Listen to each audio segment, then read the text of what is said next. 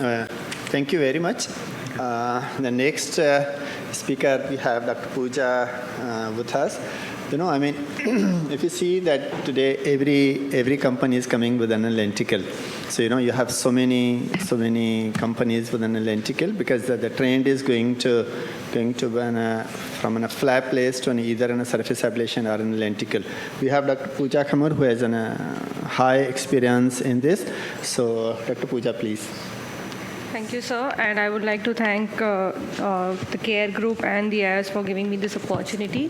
So I'm going to switch a little bit gears from IOLs to refractive practice, a refractive suite. And now with Schwind, we have a combination of an excimer laser and a femto platform, which helps us to do both femto flaps and lenticules. So I think it's a complete refractive suite which we have. And I'm just going to be talking about and sharing our experience with the same.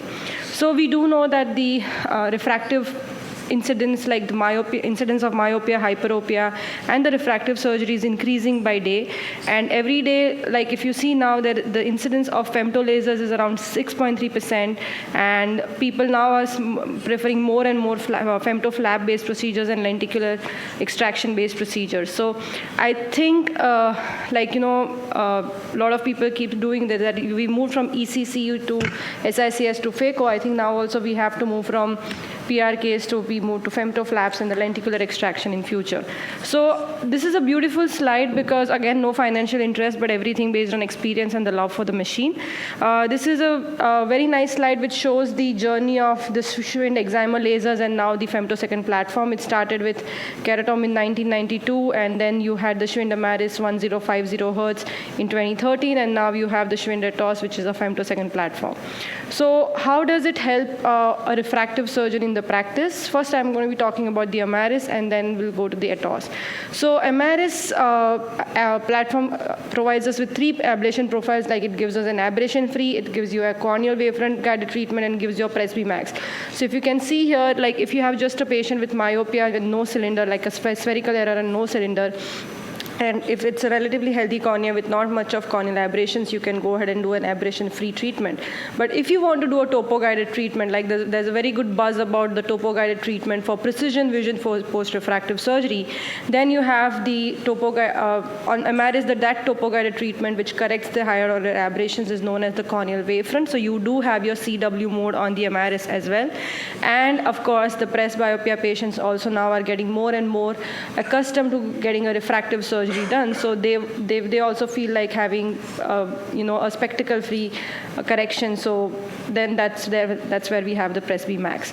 So trans PRK is one of the most commonly performed procedure, and it gives beautiful results. As I said, you do have 2 options, AF and CW. How do you choose? If you have higher order aberrations on your cornea, you go ahead with CW, but if your corneal aberrations are on the lower side, then you can choose AF. But one of the beauty of trans PRK in this platform is it's a one-step procedure, it's a 3D technology, and if you see here, I have highlighted the role of epithelial thickness. You can actually customize the epithelial thickness. If you do a PTK or any trans PRK or any other machines, you just have to enter a 1-point epithelial thickness, let's say 50, 55, that corrects it for the entire zone. But it's not always the case. Usually, the epithelial thickness in the central and periphery is going to be different. So here you can, if you have an epithelial map, you can enter a customized epithelial thickness in this zone, and that's how you will have a better precision vision post-trans PRK without any refractive surprises, be it a myopic or a hyperopic refractive surprise. So these are all the modes. You can choose a trans PRK or a PRK, and based on higher order aberrations, you can choose whether you want to do a AF or a CW. One more place where it helps a lot is the CW mode is your irregular corneas. If you are dealing with a decentered ablation, or if you are dealing with a cornea which is irregular for any reason, then also you have an option of CW, and you can treat the aberrations on the same. And if you want to see what aberrations you have, you can just go to the manager, and it will give you a summary of the aberrations. Another beauty of this, which we love a lot, is you can customize the aberrations. Like if you feel like, okay, the coma is not very high and I don't want to treat the coma, I can just switch it off. And if you feel, no, I just want the coma is on the higher side and that is why the patient is unhappy, I can just treat the coma and switch off the other aberration. So that is how it helps me in truly customizing the procedure when it comes to the Schwind Amaris, which is the trans-PRK mode. And we have done a comparative study between the two trans-epithelial PRK platforms, and what we noted was that the healing was similar in both the eyes, but the quality of vision and the pain was much lesser with the Schwind Amaris platform compared to that of the other platform. Now, the second thing is keratoconus. Now, this is one of the platforms which helps a lot with true customization when it comes to keratoconus. It not only helps you to do a trans-PRK, but a TREC procedure also. So this is the planning, what you see the scan quality, the planning, you can choose the aberrations as I explained before, and then you can see how much it's treating. So why do you need trans-PRK? Because we know that keratoconic corneas are irregular, and the trans-PRK mode, it helps in flattening the cone area, and somehow it steepens the flatter area and makes it more regularized, so that the patient's not only the refractive error and the aberrations reduce, but the quality of vision is better and they accept the spectacles or contact lenses in a better way. So this is the planning in a similar way. You can choose the CW mode, you can choose a trans-PRK or a PRK, and then it gives you a summary. Now this is a very high ablation. In a keratoconic eye, you wouldn't want to treat anything beyond 45 microns, and if you see here, it's 82 microns. So again, as I said before, you can actually choose what aberrations to treat and not. So whichever aberrations are on the higher side, I can keep it on, and the rest I can keep it off, and that's how I can reduce the ablation depth. From 82, it has come down to 45, and that's how we can have more and more patients being treated. So these are just some of the examples. This is the pre-op map and the post-op map. You can see how regularized they are, and the refractive error and the aberrations have reduced, and the quality of vision has also gotten better. Now we keep getting questions like, you're doing a laser on a weaker eye. Usually you would want to avoid a laser on a weaker eye, and that's why you don't do a refractive surgery for keratoconus or formiferous keratoconus. So is it going to progress? So this is the data which we have published recently, which is a 10-year prospective outcome of laser-based cross-linking, and you can see here that all the patients are doing very well, and only one patient progressed in this 522 eyes, and one patient showed excessive flattening, and one patient showed haze. So that means that it's not making your cornea weaker, and it's working quite effectively well. I know I have a little bit lesser time, so I'm just going to quickly go through the next procedure. If your corneal thicknesses are less than 450 microns, or if the ablation is on the higher side, can you still do a laser-based cross-linking? The answer is yes. There is a TREC procedure, again, a true customization. You can just ablate, you can just do a PTK in the cone area, the epithelial thickness plus 20 microns of your stromal tissue. You can measure the area of the cone on Cirrus or MS39, put the parameters on the PTK cam mode here, and this is what it ablates. You can see it's just in the area of cone, and then along with, once you have done the PTK here, you do a standard cross-linking, the accelerated protocol, and that is known as the TREC procedure. And here are some outcomes of pre-op to post-op. Works quite effectively well as your trans-PRK procedures.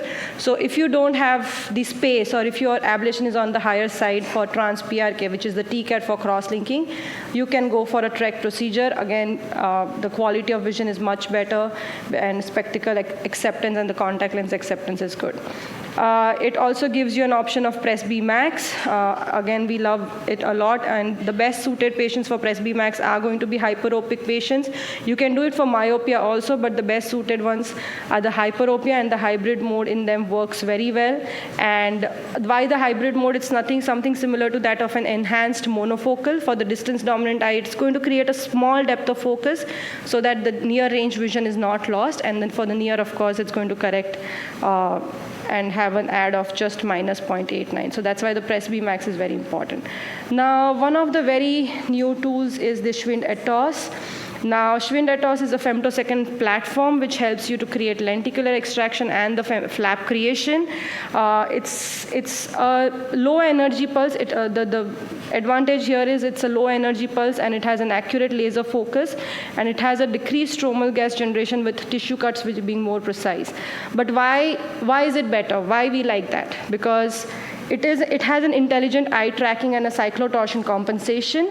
So I'll come to that in the next slide. If you have a Cirrus, if you have an MS39, if you have a Pyramis, you can link that up with your ATOS machines, and it's going to help you eye track and compensate for your cyclotorsion. So the astigmatism corrections are much more precise here. And of course, the lenticular geometry is also very good, which gives you a good outcome post-surgery. So as mentioned, you can use any of these tools. Dr. Kishore is here, so he's more expert in this, but I'm just going to try to do justice for it. While you're doing a treatment, if you're in the green zone, that means you are very well centered, but if you're in the yellow zone, that means it's not well centered and you need to come here. That's how the scans from your Amaris, Schwind or MS39 is going to help you. And I'll just take one more minute. You can do flaps or lenticules. This is the planning station. You can customize the energies, like what energies you like. You can customize your spot size, your spot separation. And this is what it is. Anything between 75 to 135. We have had a very good experience with 85 nanojoules with a spot distance of 4 microns and a track distance of 3 microns. And day one, we get quite good results. This is the slit lamp pictures. And you can see from this, we corrected a cylinder of 1.75, and this is the day one result. And just will quickly show the procedure. This is how it is. The docking is, you see that you will feel it's a little decentered, but it's just the camera effect. The cameras are located at 45 degrees. That's why you feel it's decentered, but because of the tracking from the MS39 or Cirrus, it's quite well centered. And once yes, you can see it here how centered it is. And then you just go ahead, find the anterior and the posterior planes, and go ahead and dissect it off. We keep getting questions whether they do have a rescue mission or not. Yes, they do have a rescue mission. If you have a suction loss at any step, like for example, after the posterior plane is created, you can do a cap cut. And if you have a suction loss after the cap is created, you have the option of incision only, where you can go ahead and redo the procedure and still go ahead with a lenticular based procedure. Thank you. Excellent presentation, Pooja, as usual. First of all, I'll talk about the technology. I think even I'm a user of the Schwind technology, and I still feel, at least my personal opinion, this is one of the most customizable LASIK machines, at least I've used. You can actually get into the system, make the machine do whatever you want. You can fool the machine, and the machine will not fool you. It will not let you down. If you're doing something wrong, the machine will warn you, but still you can play around. And I think I must compliment NN, Pooja, and Rohit. I started doing trek after I attended your sessions. So it's a big boon for our keratoconus patients. And I think with this machine, you can play around the stuff like crazy. And my experience of PRK, or the surface, is amazing. The recovery, Rajesh probably also has used this machine. No. The touchless procedure, or the PRK, the healing is very fast, probably because of a very smooth edge design and the Mundelein formula of firing patterns. It's a very smooth surface. The epithelium grows very fast. Third day post-op, 80% of patients are without contact lens. And the healing is also very painless as compared to the other systems. So that would be my summary on that, sir. Yes, what Pooja is saying, because I use this machine almost since last about 14 years now. When SPT smart pulse technology came into this, that was really in a boom for that's what I said. Probably the future is going to be where you have a surface ablation or a lenticle. And a flap is probably going to be a little less thing. And what Dr. Kamal says is really, we remove the lens on the next day, and third day the patient does not have any pain. And even the pain score, if you see in an SPT, is much less than the other. They come very late as compared to an SPT, but then still the pain score is very low. Thank you, Pooja.